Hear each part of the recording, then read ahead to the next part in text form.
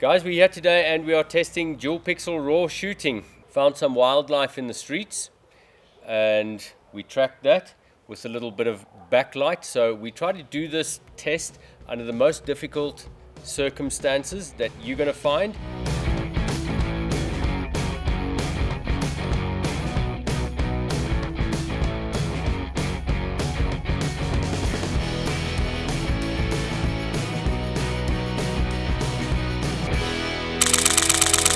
Okay, besides having fun, we're first going to show you a technical exploration of dual pixel raw shooting.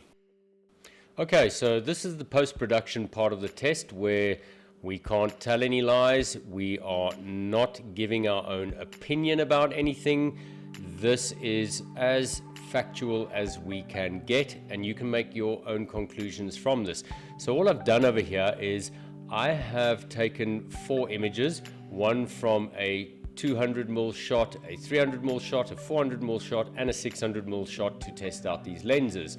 Okay, so what you'll see is down the left hand side over here, if you want to pause the video, you can read all of the information. You can see that everything is factual and nothing has changed. On the right hand side over here, I've just got the basic changes that I made to the file. All I did was I increased the contrast and changed it over to monochrome, just so that it's easier for us to focus specifically on the markers. I'm going to get started with the 200mm shot. Now you'll notice over here I wasn't exactly on 200mm on the barrel, but it's damn near close enough. So let's open this file up and let's go to our tools and start Dual Pixel Raw Optimizer.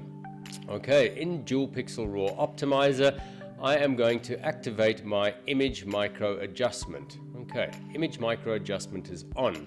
Right, I'm at 100% on the file. Okay, I didn't calibrate the lens to the body. So the first thing that we pick up over here is that you're going to need to micro adjust this lens on the body, which you can do in Canon's menu on the 5D Mark IV, just as much as what you can do on a lot of the other bodies.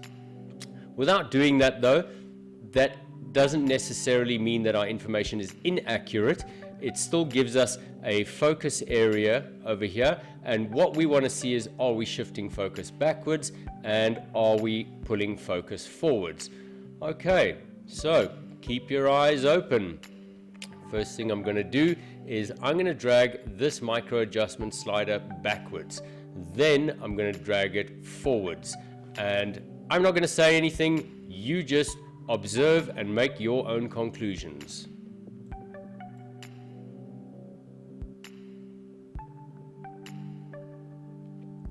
Right, focus is in this area of the image now, and what we're looking for here is when I pull it to the front, I'm looking for it to shift somewhere into this region that is clearly soft at the moment. And there you go. Okay, so it is now shifted into this region over here. Okay, so let's have one more look at it. At the moment, we're sitting in this area over here. I would say we good between 40 and sort of 64. We're kind of good in this area over here. Let's take it backwards. Okay, so what I'm seeing now is that the area between 40 and 64, we're off. And the area I would guess here between sort of 28 and 0, we are sharper in that area now. So clearly there's been a difference, a shift from this zone over here to this zone over here. In terms of distances, we're at 45 degrees on the ruler. I had to, so that we can see it. So it's not an accurate assumption to say that it shifted 20 centimeters. That's not accurate at all. But what we can say is there's definitely a shift backwards and forwards in the focus on the 200mm. So from the 200, let's go over to the 300. We're on the 300mm lens over here. Let's just find it. Focal length 300mm. Okay, let's open you up. Again, go to my micro adjustment over here and let's activate the micro adjustment. Okay, I'm going to zoom in. Right. So we very sharp and accurate at 300 mils over here. So let's shift it backwards then. Okay. So we're kind of in this area. It looks to me as if we maybe lost a little bit of contrast or focus in performing that act. But the point is, let's take it from back to front. All right. The zone over here around 8, 12, 16 centimeters over here seems to be about the sharpest. And to the back. Right, on the other side, I would guess 4, 8, 12 now seems to be the sharpest. 16 is completely out over here. So there's definitely been a shift slightly between the two. Okay, let's cancel that one. Right, and we'll close down here and let's go to 400mm. Okay, so we're on the 400mm lens over here. Open up Dual Pixel RAW Optimizer and micro adjustment on. Let's zoom in. So let's move it to the back. Okay, so my zone has shifted. I guess I'm sort of from 0 to maybe 8. If I'm looking all along all of the indicators, that's where I'm kind of in at the moment. And let's shift it forward. Okay, so we've shifted, not as big a shift at 400 mils it would seem, but it's definitely shifted forward by, let's call it 10 centimeters. Okay, let's cancel that one. And close you. Right, 600 mils. Okay, so focal length 600 millimeters. Let's have a look. Okay, there we go. Micro adjustment on. Okay. Well, straight off the bat, I would say go and buy this lens if you don't have it, because that is sharp. Great lens. Okay, let's take the focus and shift it backwards. Okay, slight, very slight. It's shifted slightly backwards and forwards. Slight. This is thus far the slightest change, or over the smallest area that I've seen. Let's do that again for you. So we're at the front focus. I'm going to shift it to the back now. So it's quite slight over here. There we go. Okay. All right, now what you're going to notice here is the strength of my adjustment over all of the files that we've looked at has been in the middle. Rather than going through this exercise 3 times with you, I've just left the strength in the middle. So just to give you an indication on this last shot, I'm going to push the strength all the way up to 10. We are still at the back over here. Okay, 4 and 8, 6. We're looking good in this zone over here. And let's shift it forwards. Okay, so we've had a jump from this zone that was kind of pin. We've moved 6, 7, 8 centimeters. Well, given that it's at 45 degrees, 5 or 6 centimeters.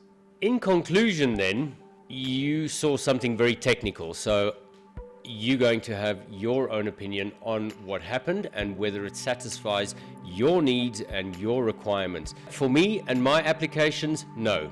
It seems to me as though some naughty little man came up with a marketing idea to adapt the already good lens optimizer functionalities and play with depth of field while calling it something else. On the eye, it would seem that it takes the extremities of the lens's natural depth of field and simply enhances it.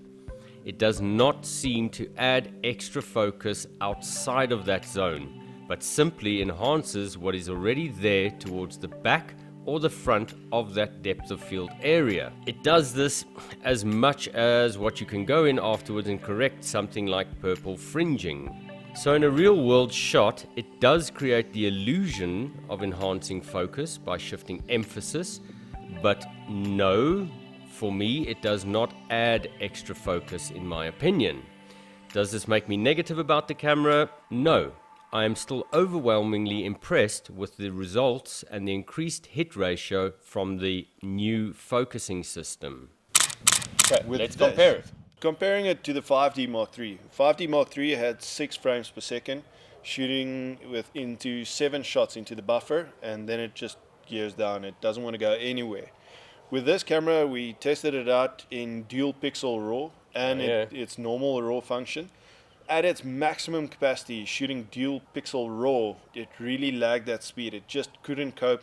You had 3 or 4 shots and then it just hit that buffer. Okay. So it does slow down. It does, however, is it usable? Is it workable? If you after 7 frames a second, no.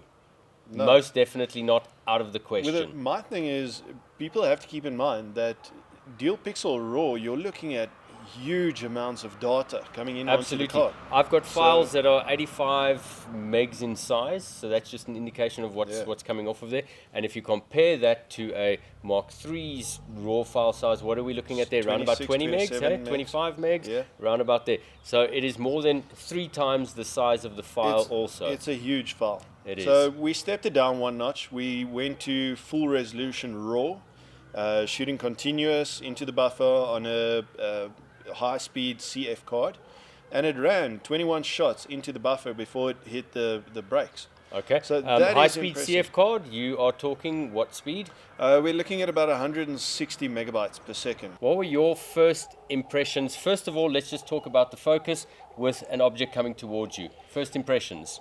First impressions, we know that this thing's got the same focusing system in it as the 1DX Mark II.